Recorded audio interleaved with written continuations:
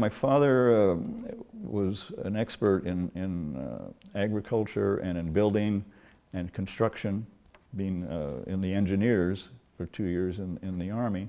And he came out, but there wasn't much work in the 20s. He bought a gas station. He went to work at a gas station in Cloverdale and wound up buying it.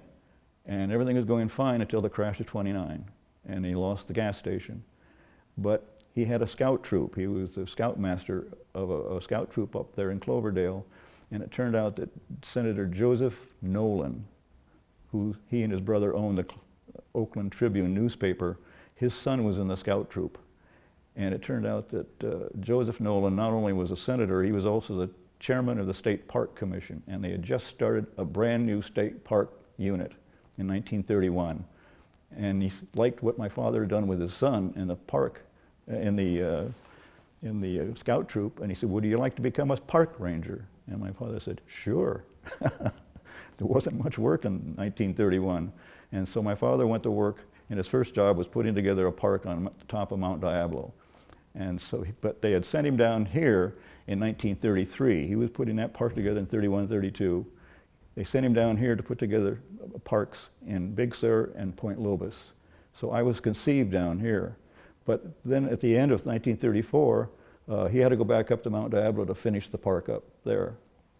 And then we finally came back here. They made him superintendent of the whole coast, pretty much, in 1937. He had everything from Mendocino to LA. And we came back here and wound up living in Monterey in one of the old adobes that had been given to the state. My father, when he was putting together the parks down here, there were really no parks down here at that time.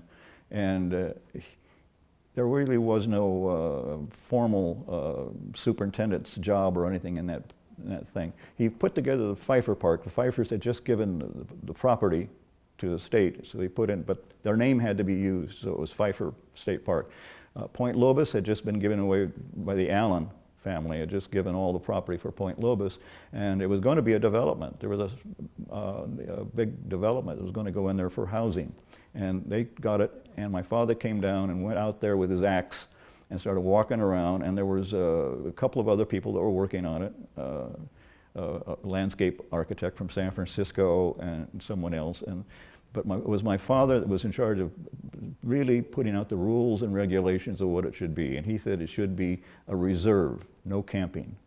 And they said, okay, just a reserve, just day use only. And he said, and no carts. He lost that argument.